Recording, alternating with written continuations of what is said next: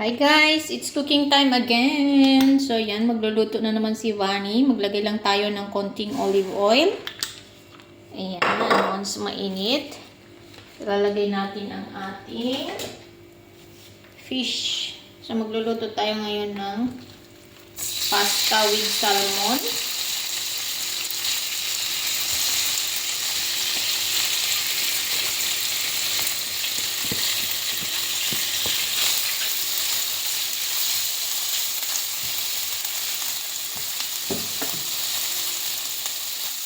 Then guys, lalagyan lamang natin siya ng konting salt and black pepper.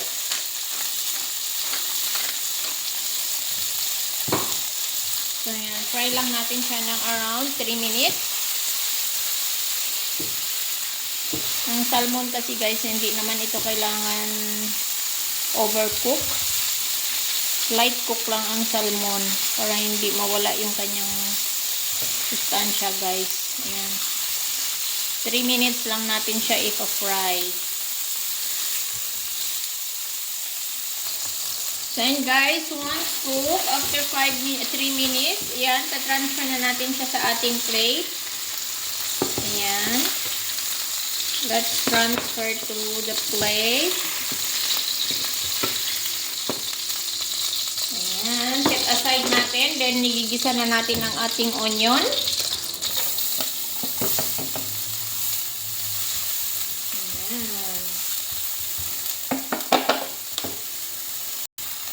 Ayan guys, after 3 minutes, ilagay na natin ang ating cream cheese, ang ating garlic powder,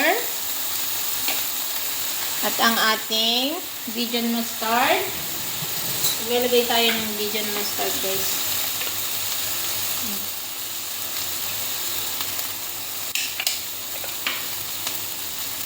Dijon mustard.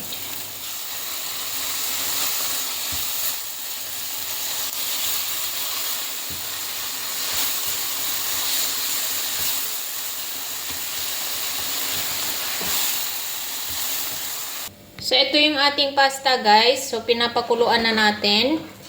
Ayan. Ito yung gagamitin nating pasta. Yung malalaki. Ayan. Pakuluan lamang natin in around 2 minutes. Ang ating pasta. So, kukuha tayo ng konting water galing dito sa ating pasta at ilalagay natin dito sa ating nilulutong sauce. So, konti lang guys. Ayan. Splash of water only. So, ayan. Then, simmer natin yung ating creamy sauce. Oh my gosh. So, let's simmer it. Then, yung ating pasta guys is i-drain na natin. So, sisimmer lamang natin ito. Just simmer. So, maglalagay din tayo ng lemon pepper seasoning guys. Konti lang. So, ayan. 2 grams lang yung nilagay natin. Yan na yan. I-add na natin yung ating peas. Yung ating green peas. A-add na natin. Yummy.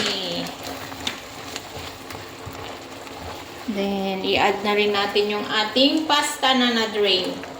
So, ito yung pasta natin na na-drain. Ang lalapad, guys. Diba? Super lapad niya. Wow! Creamy pasta, guys. Yummy. With green peas and salmon.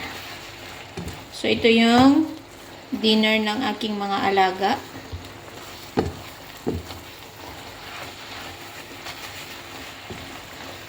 So, yan guys.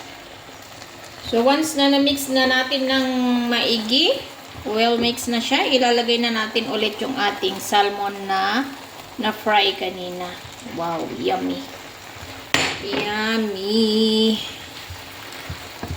So, yan. Another 1 minute and that's it. Ready to serve ang ating pasta with salmon. So, that's it, guys. Ito yung dinner ng aking mga alaga later.